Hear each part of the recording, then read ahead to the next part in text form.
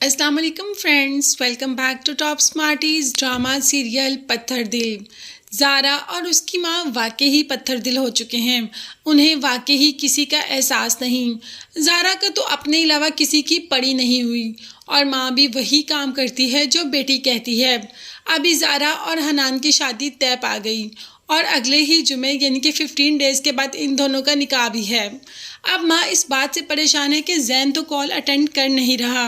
इतनी जल्दी इतनी पैसों का बंदोबस्त कैसे करूँगी, कैसे सारे ससुराल वालों को भी देना दिलाना है, शादी भी है, सब कुछ कैसे मैनेज होगा। जिस पर ज़ारा ने कहा, अम्मी मिनाहिल के पास इतना जेवर है, आप उससे जेवर क्यों नहीं मांग लेती। अब माँ को बेटी की बात सुनकर ख्याल आया कि ये तो तुमने बिल्कुल ठीक कहा, मुझे ये ख्याल पहले क्यों नहीं आया। वाकई ही मिनाहिल ने इतना जेवर क्या करना है, उससे जेवर मांगती हूँ, फिर उसको बेचकर तुम्हारी शादी हनान के साथ धूमधाम से कर दूंगी। तो बस उसके बाद पुप्पो पहुँच जाती है मिनाहिल के पास कि मुझे अपना जेवर दे दो, मुझे सेल करके शादी करनी है ज़ारा की, क्योंकि जैन तो कॉल अटेंड कर नहीं रहा। और जैन कॉल नहीं अटेंड कर रहा, इसका भी जिम्मेवार कौन है, सिर्फ और सिर्फ मिनाहिल। खैर ये बातें तो होती रहेंगी, मगर मिनाहिल ने अपना गोल्ड देने से इनकार कर दिया कि ये उसकी माँ की निशानी है और वो अपनी माँ की निशानी हरगिज़ बेचने के लिए नहीं देगी। पुप्पो ने कहा कि माँ की निशानी मैंने संभाल कर रखी थी ना, आज अगर मुझे ज़रूरत है, मैं मांग रही हूँ तो मुझे दे दो। मगर मिनाहिल ने कहा, नहीं पुप्पो, वो मेरी अमानत थी जो आपने संभाल के रखी, मैं बिल्कुल भी नहीं दूंगी। तो बस क्या करना था, रात के पहर मिनाहिल की अलमारी से सारा जेवर निकाल लेती है पुप्पो और ज़ारा, और फिर उसको बेचकर शादी की तैयारियां शुरू कर देंगी। एक बार भी नहीं सोचा कि मिनाहिल को इस जेवर से कितना लगाव हो सकता है। उसकी माँ का जेवर है, हास उसने अपनी बेटी के लिए रखा था और इन्होंने 2 पल नहीं लगाए उसको चोरी करके बेचने में। अभी जब मिनाहिल सुबह उठ के अपनी कबट अचानक ही देखती है कि उसमें जेवरात नहीं है तो बहुत परेशान हो जाती है और वो ये भी जानती है ये सब किसने किया है और ये सब जिसने भी किया है क्यों किया है। तो वो सबसे पहले अपनी पुप्पो के पास ही पहुंच जाती है और पुप्पो से कहती है कि मैं जानती हूँ मेरे जेवरात आपने लिए हैं और मैं ये भी जानती हूँ कि वो मुझे कभी वापस नहीं मिलेंगे, मगर हाँ आपने बहुत ज़्यादा गलत किया। आपने मेरी माँ की अमानत को सेल कर दिया ज़ारा की शादी के लिए। आपको एक बार भी ख्याल नहीं आया कि मैं उनकी बेटी हूँ। माँ तो मेरे पास है नहीं, उसी को माँ समझ के अपने पास रखा हुआ था और आपने ज़रा भी ख्याल नहीं किया। पुप्पो डांट टपट कर मिनाहिल को भेज देती हैं। ऊपर से आ जाती है नरगिस और वलीद। यहाँ पर शादी की तैयारियाँ शुरू हैं तो जाहिर है नरगिस ने तो आना है, उसकी दोस्त की बेटी की शादी है। मगर यहाँ पर मिनाहिल को देखकर नरगिस काफ़ी परेशान हो जाती है और कहती है कि तुमने तो जैन के जाने का कुछ ज़्यादा ही दुख ले लिया, तुम अपनी हालत तो देखो कि तुमने क्या कर ली। अब वो कुछ बोले कि माजिदा पहले ही बोल पड़ती है कि दोनों में प्यार जो इतना था अब जाहिर है वो चला गया है, तो दोनों एक दूसरे को मिस तो करते हैं ना, एक दूसरे के बगैर रहना अब मुश्किल लगता है दोनों को। बस इसी तरीके से उसकी याद में उसने ये हालत बनाई है। मगर मिनाहिल ने कोई जैन की याद में ऐसी हालत नहीं बनाई। पुप्पो ने मिनाहिल को मना किया है किसी को बताने को, मगर वलीद को कुछ कुछ समझ आ रही है कि ये क्या हो रहा है। वो जानता है कि जैन कभी भी उसको वहाँ नहीं लेकर जाएगा, इसीलिए जैसे ही अपना एक दोस्त देखता है जो कि बाहर से आया होता है तो उसको जैन की तस्वीर दिखा देता है कि तुम तो इसी एरिया में रहते हो ना जिस एरिया में जैन रहता है, क्या तुम इसे जानते हो। जिस पर ये लड़का बताता है, हाँ ना, इसकी बीवी मिशा मेरी बीवी की बहुत अच्छी कोलीग है और बहुत ही अमीर असामी है।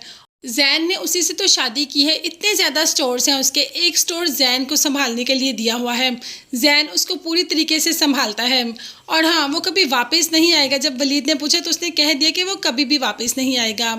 अब वलीद को यकीन हो गया कि उसने जो अपने कानों से सुना था कि जैन ने शादी की है वो बिल्कुल ठीक था। एक लम्हे के लिए वलीद को लगा कि शायद उसने गलत ही सुना हो, मगर अब उसका डाउट यकीन में बदल गया। दूसरी तरफ ज़ारा की शादी का दिन भी आ गया। ज़ारा की माइयों मेहंदी की रस्म आ गई। मिनाहिल जो कि बहुत हसीन लग रही थी मगर इंतज़ार किसका कर रही थी, जैन का, एक ऐसी ख्वाहिश का जो कभी भी पूरी नहीं हो सकती। उसे लगा कि जैन उसके सामने आकर खड़ा हो गया। मिनाहिल की तो फ़ौरन ही चेहरे पे रौनक आ जाती है, मिनाहिल का चेहरा खिल जाता है जैन को। उसका तो बस नहीं चलता कि बिल्कुल जैन को अपने सामने ऐसे ही देखती रहे सारी ज़िंदगी। मगर उसका ख्वाब तब टूटता है जब सामने जैन नहीं वलीद होता है। वलीद को देखकर तो एकदम उसके चेहरे का रंग ही बदल जाता है, उसकी आंखों में आंसू भर आते हैं। वलीद ये चीज़ अच्छी तरीके से नोट करता है। वलीद जो कि मिनाहिल से कुछ कहना चाहता है मगर मिनाहिल नाहिल इस वक्त कोई भी बात सुनने और समझने को तैयार नहीं, इसीलिए वहाँ से गुस्से से चली जाती है। और वलीद पीछे से मिनाहिल को आवाज़ें देता रहता है। उसे दुख भी होता है कि मिनाहिल के साथ बहुत बुरा हुआ। मिनाहिल ये सब डिज़र्व नहीं करती थी। जैन ने उसे शादी तो कर ली, मगर हमेशा हमेशा के लिए उसे पाकिस्तान ही रखेगा, उसे कभी भी अपने साथ लेकर नहीं जाएगा। मगर मिनाहिल को ये बात कौन समझाए, ये तो वलीद का कहना है। मिनाहिल तो अच्छी तरीके से समझ गई है। मिनाहिल को तो जैन तलाक देकर हमेशा हमेशा के लिए यहाँ पर छोड़ गया है। खैर, अपनी बहन की शादी भी तो भाई के बगैर ही हो रही है। एक ही एक भाई है और शादी में वो भी शरीक नहीं। उसको तो पता भी नहीं कि उसकी बहन की शादी हो रही है। ना उसने वहाँ से कुछ पैसे भेजे, ये सारे के सारे पैसे मिनाहिल का ही जेवर बेच कर लिए गए। मिनाहिल जिसको कि अपनी दुल्हन बनी हुई यादें आना शुरू होगी, कितनी हसीन लग रही थी उस दिन। उस दिन जैन ने मिनाहिल को देखा तो देखता ही गया बस। उस दिन के बाद मिनाहिल की ज़िंदगी में अजीब ही दिन शुरू हो गए। मिनाहिल की ज़िंदगी में तहस नहस होना शुरू हो गया। मिनाहिल की ज़िंदगी बर्बाद होगी, मिनाहिल की ज़िंदगी ही बदल गई। ऐसा तो नहीं सोचा था उसने। उसने तो जैन को टूट के चाहा था। वो क्या जानती थी कि जैन उसी को धोखा देकर चला जाएगा, वो भी किसी और के लिए। जैन ने तो एक बार ये भी नहीं कहा कि वो उसकी कज़न है। चलो, कज़न होने के नाते ही उस पर थोड़ा सा रहम कर दे। मगर नहीं, जैन को सिर्फ़ और सिर्फ दौलत अजीज़ थी। इसीलिए तो दौलत के लिए मिनाहिल को छोड़कर नहीं, धुतकार कर चला जाता है।